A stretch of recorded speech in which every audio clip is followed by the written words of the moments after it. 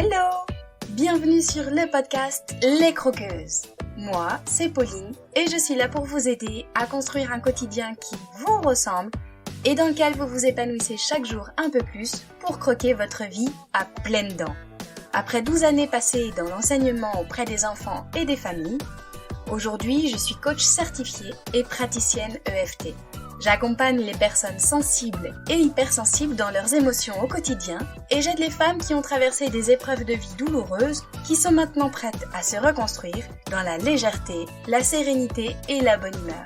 Si vous écoutez ce podcast aujourd'hui, c'est sûrement que vous êtes vous aussi des croqueuses. Dans les épisodes, seule ou avec mes invités, je vous partage des réflexions, des astuces, des inspirations et des outils pour croquer votre vie à pleines dents. Ramenez de la légèreté, de la joie et du dynamisme qui vous donnera l'élan dont vous avez besoin.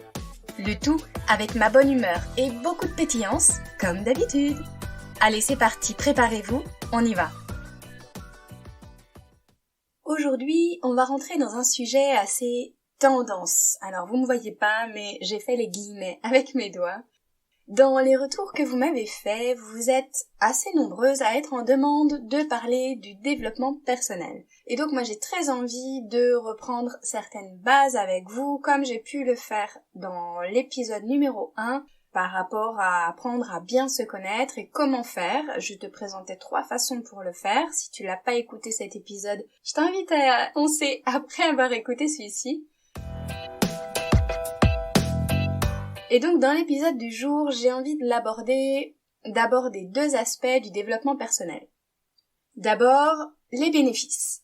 En fait, ce qui est génial dans le dev perso, c'est que en fait, il y a beaucoup de personnes aujourd'hui et de plus en plus de personnes qui ont envie de prendre soin d'elles. Il y a eu une énorme prise de conscience récemment et je pense que ça fait plusieurs années que là il y a un énorme boom et je pense que le moment du Covid n'y est pas pour rien, n'y est pas étranger. C'est comme si d'un coup, en étant tous isolés chez soi, eh bien en fait on a remis en question énormément de choses, on a perdu un peu le sens de la routine dans laquelle on était enfermés et en fait finalement on enchaînait les journées pour beaucoup d'entre nous, métro, boulot, dodo, et puis cette pause forcée nous a fait observer ce quotidien et constater qu'en fait il y avait autre chose qui était possible et donc que ce qu'on avait à l'heure avant le Covid ne nous convenait pas forcément beaucoup. Donc il y a eu énormément de personnes qui ont été dans la recherche de sens pour revivre un quotidien qui soit épanouissant à la fois professionnellement et personnellement. Et puis je crois aussi qu'il y a des croyances et un modèle social qui est hérité depuis des générations et des générations, qui est en train d'éclater, de voler en éclats et de totalement valser, notamment pour les femmes qui ont envie en fait de se réapproprier leur corps, leurs émotions, leur vie, sans la subir, sans s'enfermer dans le rôle de la bonne petite épouse parfaite qui a une maison impeccable et qui brille quand son mari rentre du travail, et qui a envie aussi de s'épanouir personnellement et plus uniquement dans le dévouement auprès des autres. Alors certes, et ça on en parlera, ce sera le sujet d'autres podcasts, l'énergie de la femme est aussi tournée vers les autres pour prendre soin d'eux. Instinctivement, naturellement, c'est quelque chose d'assez fort chez la femme.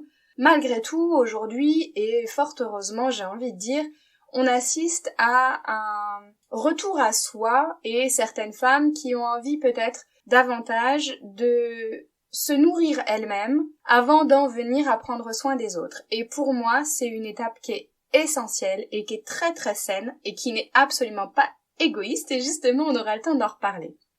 Je sais pas si ça vous parle pour l'instant, mais pour moi, je trouve que c'est formidable d'assister à cet éveil de conscience, cet élan vital aussi de certaines personnes qui du coup ont aussi changé de vie professionnelle totalement pour créer quelque chose d'autre et qui sont à la recherche vraiment de sens. Pour moi, je trouve ça fabuleux. Et le développement personnel, c'est l'idée de se développer soi-même personnellement pour pouvoir, moi je l'inclus dans quelque chose d'un peu plus global, un peu plus général aussi, être en mesure de s'intégrer dans une vision plus large comme la société, et que ce soit personnel ou professionnel, donc avec des relations sociales avec des gens et avec des collègues, et puis avoir un travail aussi qui soit épanouissant. Donc pour moi, le développement personnel, c'est vraiment une recherche de sens, de bonheur et d'épanouissement personnel pour construire un quotidien en conscience et qui ne soit plus en mode pilote automatique et totalement subi. Donc pour moi, c'est génial, j'adore vraiment cette idée de se remettre au cœur de sa vie pour pouvoir construire quelque chose qui nous ressemble. Et moi, c'est vraiment là-dessus que j'axe absolument tout ce que j'ai fait et tous mes accompagnements parce que, je vais vous en reparler, ça a été une étape essentielle dans mon cheminement personnel. Dans cet épisode, j'ai aussi envie d'aborder un autre aspect du développement personnel qui pour moi est essentiel et qu'on commence à observer, qu'on commence à voir de plus en plus, c'est tout ce qui est les pièges du développement personnel. Parce que, comme on vient de le dire, il y a une véritable demande, il y a de plus en plus de personnes qui sont à la recherche d'outils, d'astuces, d'inspiration et de personnes qui vont pouvoir les accompagner. Donc forcément, puisqu'il y a plus de demandes, c'est la loi du marché, il y a aussi beaucoup plus d'offres, et donc de thérapeutes. Il y a une multitude de personnes sur le marché du développement personnel qui font que on peut être perdu et ne pas savoir vers qui se tourner. Deuxième aspect dans les pièges, pour moi, il y a trop de contenu gratuit sur les réseaux sociaux, sur les plateformes de vidéos, même aussi sur les podcasts. Il y a tellement de contenus gratuits et qui viennent de plein de personnes différentes qu'il peut y avoir de quoi être totalement perdu. Parce que entre le podcast de machin qui dit que il faut faire comme ci, il faut faire comme ça, et le podcast d'une telle qui dit exactement le contraire, eh bien en fait on ne sait plus qui dit vrai.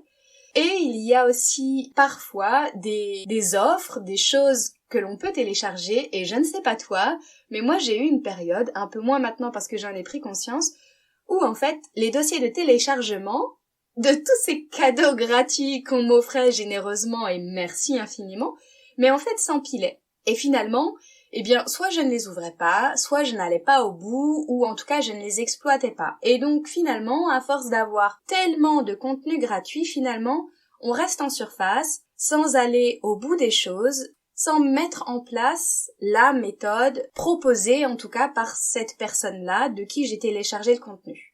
Est-ce que vous aussi vous avez ça? Est-ce que vous aussi vous avez des dossiers de téléchargement à rallonge? Si c'est le cas, je vous invite à aller faire un tour directement sur votre ordi et à faire le tri, soit en vous disant « Ok, j'ai 3-4 dossiers là qui parlent un peu de la même chose, je vais en sélectionner un ou deux qui m'attirent un peu plus, qui me parlent plus, et puis les autres je vais les supprimer, et par contre ce que j'ai, je vais vraiment le faire, je vais aller au bout. » Parce que c'est ça aussi dans les dangers, dans les pièges, c'est qu'avec tous ces contenus gratuits, en n'approfondissant pas, en ne faisant pas, eh bien finalement il y a une partie de nous qui se dit « Oh de toute façon, ça ne marchera pas, ça sert à rien » et donc on se conforme dans une routine, dans un quotidien qui rassure une part de nous, qui se dit qu'un changement serait peut-être encore pire. Donc, avec tous ces contenus-là, que vous n'ouvrez pas, que vous ne faites pas, pour lequel vous n'allez pas au bout, eh bien vous donnez raison à cette partie de vous qui veut vous maintenir dans l'état dans lequel vous êtes là aujourd'hui. Dans tous ces contenus gratuits, il y a aussi un problème de logique et de pédagogie puisque ça vient de plein de personnes différentes. Je m'explique. Admettons que tu consommes du contenu, pour l'instant en tout cas, d'une seule et même personne. Cette personne, elle a une logique et elle a une pédagogie et elle sait exactement, avec son contenu, où elle veut t'emmener et par quelles étapes tu dois passer. Quand tu consommes ce contenu de plein de personnes et de spécialistes différents, il n'y a pas une seule et même logique. Il y a plein de logiques différentes et tu ne vas pas d'un point A à un point B, tu n'as pas de point d'arrivée. Ce qui fait que tu es encore plus perdu. Et tout ça, c'est quelque chose que moi j'explique sur mon site internet, dans la page du programme Libère et Rayonne, justement, où je t'explique pourquoi est-ce que c'est intéressant d'aller au bout avec une personne et d'exploiter au maximum absolument tout ce que cette personne a à t'offrir en termes de contenu, qu'il soit gratuit ou qu'il soit payant. Je te mettrai dans la description de cet épisode le lien justement vers cette page internet pour que tu puisses voir à quoi je fais référence dans cette idée de t'emmener d'un point A à un point B en sachant exactement par quelles étapes tu pourrais avoir besoin de passer pour que tu aies enfin un point d'arrivée. Et puis dans le développement personnel, moi j'appelle ça la dictature du bonheur, eh bien on nous montre une belle image, toute belle, toute lisse, une personne totalement épanouie, merveilleuse, qui court dans un champ de marguerites et de coquelicots. Je sais pas si vous avez les mêmes références que moi, mais en tout cas, ça met énormément la pression parce que dans la réalité, c'est pas possible, en fait. Dans tout ce qu'on nous véhicule comme image, ce n'est qu'un petit biais, qu'un petit prisme par lequel on voit un morceau de la réalité. Mais évidemment que notre réalité à toutes et à tous est bien plus complexe que ça, et qu'on a des colères, et qu'on a des pleurs, et qu'on a des peurs, et qu'on a des explosions quelquefois d'émotions qu'on ne comprend pas, et c'est pas tout lisse, et c'est pas toujours tout beau, et on ne peut pas rester continuellement à la recherche du bonheur en masquant et en refusant de voir tout ce qui est un peu plus cracra à l'intérieur de nous. Je trouve que c'est très enfermant et aussi très culpabilisant parce que ça ne correspond absolument pas à la réalité. Voilà par rapport aux différents pièges, à ce que j'ai pu observer moi personnellement, et je suis vraiment preneuse de vos retours d'expérience et vos avis personnels, savoir si vous ressentez les mêmes choses que moi. Pour conclure, le développement personnel, c'est une super opportunité de mieux se connaître, de construire sa vie, vraiment la construire en conscience, sans la subir, en faisant des choix qui soient éclairés. Et tout ça, pour moi, ça doit partir de soi, d'où l'idée du développement personnel. On part de sa spécificité, de sa personnalité, de son histoire, et c'est bien propre à chacun et à chacune. Il n'y a pas de modèle tout prêt, calcable sur toutes les personnes de la Terre. Ça n'est pas possible et c'est un leurre de croire ça. Dans cette conclusion, j'ai vraiment envie de rappeler que c'est important d'éviter de s'éparpiller et de rester maître de sa vérité. Ne pas croire aveuglément ce que l'on voit, ce qu'on lit et ce qu'on écoute et toujours garder son pouvoir et son libre arbitre. Il n'y a donc pas une seule et unique vérité et modèle applicable et à dupliquer à l'infini, comme je disais juste avant. J'ai aussi envie de vous conseiller quelque chose qui serait de regarder les témoignages et les feedbacks des personnes que vous suivez qui vont vous indiquer un petit peu l'univers de la personne, l'énergie qu'elle dégage et aussi sa crédibilité pour savoir si vous êtes au bon endroit ou pas. Là, je vais vous partager un petit peu mon retour d'expérience dans le développement personnel. À un moment donné, si on veut creuser et aller plus loin, je suis convaincue et persuadée qu'il faut investir.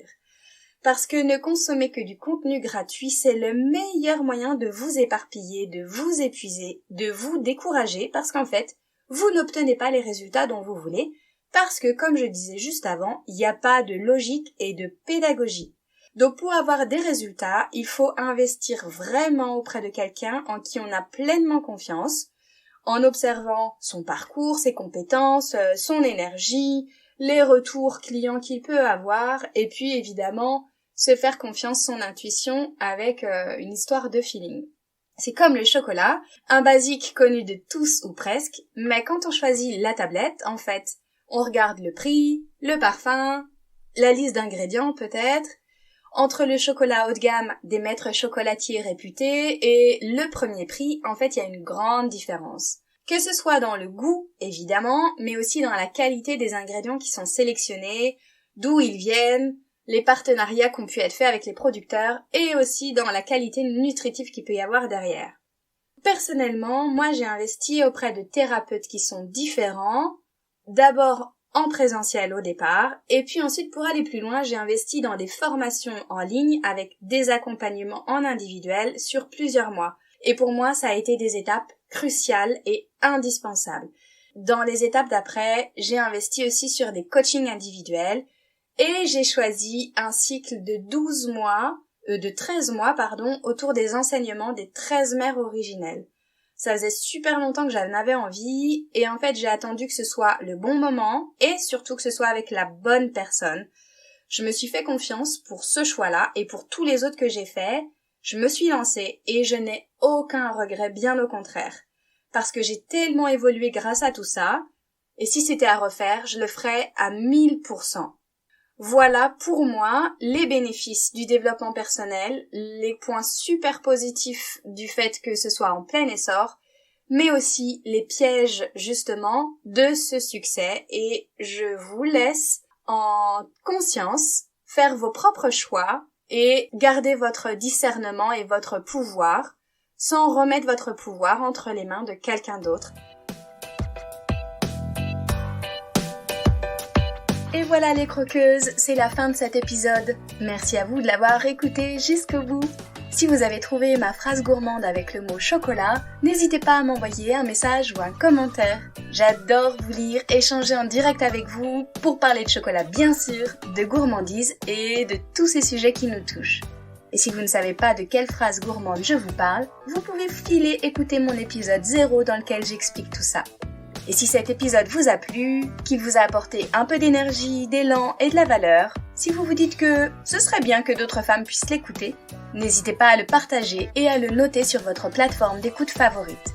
C'est très rapide, notez le podcast en mettant des étoiles, ça l'aidera énormément à être visible pour qu'il touche encore plus de croqueuses. Merci à toutes celles qui le font déjà. Et vous pouvez aussi vous abonner pour être certaine de ne pas rater les prochains épisodes. Je vous souhaite une super journée ou soirée, où que vous soyez, avec gourmandise bien sûr. À la semaine prochaine pour une nouvelle dose de pétillance, d'inspiration et de bonne humeur.